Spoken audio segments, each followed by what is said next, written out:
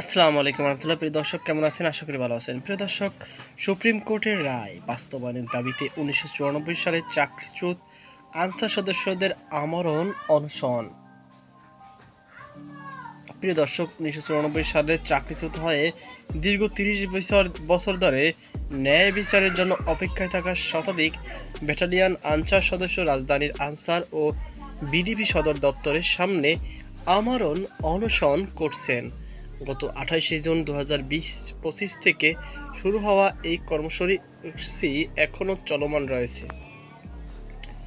প্রিয় দর্শক, আন্দোলনরত আনসার সদস্যদের দাবি, বাংলাদেশ সুপ্রিম কোর্টের আপিল বিভাগ 2022 সালের 2 আগস্ট মামলা সংখ্যা 175 ও 10,458/2015 এর রায়ে তাদের নির্দোষ ঘোষণা করে পুনর্বহাল নির্দেশ দেন। কিন্তু দীর্ঘ সময় পেরিয়ে গেলেও স্বরাষ্ট্র মন্ত্রণালয় কিংবা আনসার ও বিডিপি সদস্য অধিদপ্তরের কোনো ধরনের কার্যকর পদক্ষেপ নেয়নি। ভুক্তভোগী ল্যান্স নায়েক রুহুল আমিন তালুকদার জানান, আমরা যখন মামলায় নির্দোষ প্রমাণিত হয়েছি তখন থেকে কেন চাকরিতে ফেরত দেওয়া হয়নি? আমাদের পরিবার পরিজন নিয়ে আজ আমরা মানবেতর জীবনযাপন করছি।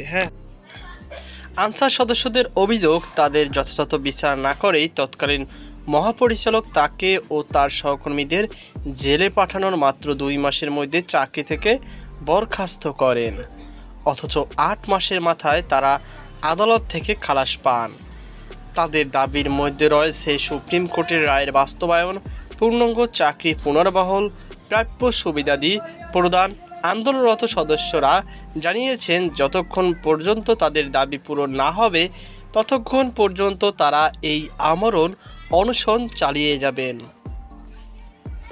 তো প্রিয় দর্শক, এই ছিল আমার হাতে সর্বশেষ আপডেট তথ্য। সকল ভালো থাকুন, সুস্থ থাকুন। আজকে পর্যন্তই। আল্লাহ হাফেজ।